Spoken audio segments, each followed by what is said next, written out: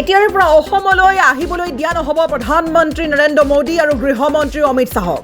প্ৰধানমন্ত্ৰীৰ ভেলেকিবাজি বুজি পালে সমগ্ৰ অসমবাসীয়ে। প্ৰত্যুত্তৰ বাবে সাজু হৈ থাকক। কেন্দ্ৰীয় বিজেপি চৰকাৰক উচিত প্ৰত্যুত্তৰ বাবে সাজু থাকিবলৈ হুংকাৰ দিয়া হৈছে উজনিৰ দল সংগঠনৰ তৰফৰ পৰা। যি সময়ত ভোট বিচাৰি নৰেন্দ্ৰ মোদীয়ে কৈছিলে যে এ ফৰ অসম, কিন্তু এতিয়া এ ফৰ এলন হৈ পৰিল।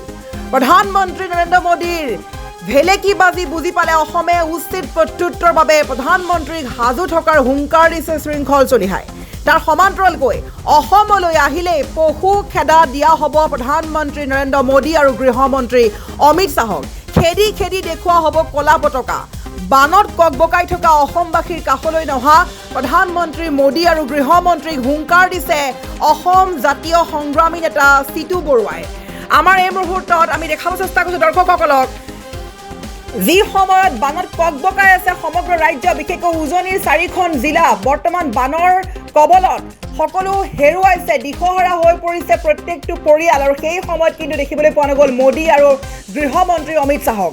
যি সময়ত ভোট বিচাৰি অসমৰ পৰা ভোট আদায় কৰিবলৈ এ ফৰ অসম বুলি কৈছিল মোদীয়ে, সেই সময়তে এ ফৰ এলন হৈ পৰিব মোদী।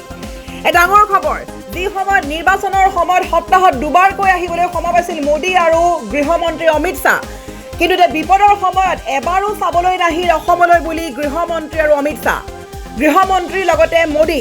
আৰু এই মুহূৰ্তত প্ৰধানমন্ত্ৰী গৃহমন্ত্ৰী আহিলেই দেখুওৱা হ'ব কলা পতাকা। এক ডাঙৰ খবৰ, অসমত প্ৰৱেশ কৰিবলৈ দিয়া নহ'ব মোদী আৰু নৰেন্দ্ৰ মোদী আৰু অমিত শাহক। অসমৰ সাংসদক লৈও তীব্ৰ মন্তব্য কৰিছে উজনিৰ নেতা চিতু বৰুৱাই। বিজেপিৰ দৰে প্ৰতাৰক, প্ৰবঞ্চক, বিশ্বাসঘাতক দল ভাৰতত নাই। চলাহী কথাৰে ভোট লৈ অসমৰ সম্পদ লুটাত ব্যস্ত হৈ পৰিছে বিজেপি।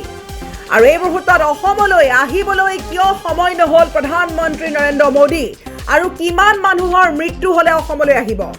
এ ফৰ আছাম নহয়, এতিয়া এ ফৰ এলন বুলি ক'লে শৃংখল চলিহাই। অসমৰ সম্পদ কেন্দ্ৰৰ, অসমৰ সম্পদ কেন্দ্ৰৰ, কিন্তু সমস্যা কেন্দ্ৰৰ নহয় নেকি বুলিও প্ৰশ্ন উত্থাপিত কৰিছে। এতিয়াৰে পৰা প্ৰধানমন্ত্ৰী আৰু গৃহমন্ত্ৰীৰ ভেলেকিবাজি বুজি পালে অসমে প্ৰত্যুত্তৰ দিবলৈ সাজু থাকক বুলি এক প্ৰকাৰ হুংকাৰ দিয়া হৈছে। উজনি দল সংগঠনে অসমলৈ আহিবলৈ নিদিয়ে প্ৰধানমন্ত্ৰী আৰু গৃহমন্ত্ৰীক। অসমলৈ কোনো পধ্যেই আহিবলৈ দিয়া নহ'ব। যি সময় দেখিবলৈ পোৱা যায় বিজেপিৰ দৰে প্ৰতাৰক, প্ৰবঞ্চক, বিশ্বাসঘাতক দল ভাৰতত নাই। ভোট খোজাৰ সময়ত চলাহী কথাৰে ভোট লৈ অসমৰ সম্পদ লুটাত ব্যস্ত হৈছে বিজেপি। যি সময়ত হেলিকপ্টাৰ লৈ গুজৰাটত বান পৰিস্থিতিৰ খবৰ ল'বলৈ সময় হয় মোদীৰ, কিন্তু অসমৰ খবৰ ল'বলৈ সময় নহ'ল মোদীৰ। ইলেকশ্যনৰ সময়ত সপ্তাহত দুবাৰকৈ অহা মোদী আৰু গৃহমন্ত্ৰীগৰাকীক এবাৰ তীব্ৰ ভাষাৰে সমালোচনা কৰিছে চিতু বৰুৱা আৰু শৃংখল চলিহাই। উজনি দল সংগঠনে অসমলৈ আহিবলৈ নিদিয়ে প্ৰধানমন্ত্ৰী আৰু গৃহমন্ত্ৰীক। কেন্দ্ৰীয় বিজেপি চৰকাৰক উচিত প্ৰত্যুত্তৰৰ বাবে সাজু থাকিবলৈ হুংকাৰ দিয়া হৈছে উজনিৰ দল সংগঠনৰ তৰফৰ পৰা। অসমলৈ আৰু কোনো পধ্যেই আহিবলৈ দিয়া নহ'ব প্ৰধানমন্ত্ৰী নৰেন্দ্ৰ মোদী আৰু গৃহমন্ত্ৰী। প্ৰধানমন্ত্ৰীৰ ভেলেকিবাজি এতিয়া বুজি পালে অসমে, প্ৰত্যুত্তৰৰ বাবে সাজু হৈ থাকক বুলি ক'লে। আৰু যদি অসমত ভৰি দিয়ে তেতিয়াহ'লে কলা পতাকা দেখুওৱা হ'ব প্ৰধানমন্ত্ৰী মোদী আৰু গৃহমন্ত্ৰী অমিত শাহক। কেন্দ্ৰীয় বিজেপি চৰকাৰক উচিত প্ৰত্যুত্তৰৰ বাবে সাজু হৈ থাকিবলৈ হুংকাৰ দিছে উজনিৰ দল সংগঠনসমূহে। অসমৰ যিখিনি মিনিষ্টাৰ শিৱসাগৰলৈ আহিছে, চাইৰেনটো বজাই নাহিব, বৰ বেয়া দেখি। কিয় চাইৰেনটো বজাই আহিছে? ইয়াত ফেষ্টিভেল হোৱা নাই, ইয়াত বানপানী হৈছে। আৰু আপোনালোকৰ চাইৰেনৰ শব্দ শুনিবলৈ শিৱসাগৰ মানুহৰ আৰু মন নাই। আপোনালোকক দাবী জনাইছো, চাইৰেনটো বজাই নাহিব। আপোনালোকৰ সেইটো অধিকাৰ হেৰুৱাই পেলাইছে, চাইৰেন বজাই ঘূৰি ফুৰা অধিকাৰ। চাইৰেন বজাবলৈ আহিছে এইটো সময়ত। অলপতো কিবা এটা লজ্জা কৰক আপোনালোকে। 103জন চৰকাৰী পক্ষৰ বিধায়ক আছে, 2খনকৈ গাঁৱৰ দায়িত্ব লওকচোন। 2খনকৈ গাঁৱৰ দায়িত্ব লওক প্ৰত্যেকজন বিধায়কে। আপোনালোকেতো যেতিয়া বিধানসভাত ইলেকশ্যন খেলোতে তথ্য দাখিল কৰিছে, প্ৰায়কেইটা দেখোন কোটিপতি, প্ৰায়কেইটা কোটিপতি। কি কৰিব? পইচাবোৰ ওপৰত লৈ যাব নি?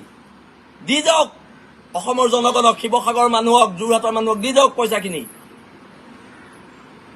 আপোনালোকৰ আয়ৰ উৎস কি? আপোনালোকে যে প্ৰশ্ন কৰে, আপোনালোকৰ ভক্তগণে যে প্ৰশ্ন কৰে আমাৰ আয়ৰ উৎস কি? আপোনালোকৰ কি আয়ৰ উৎস?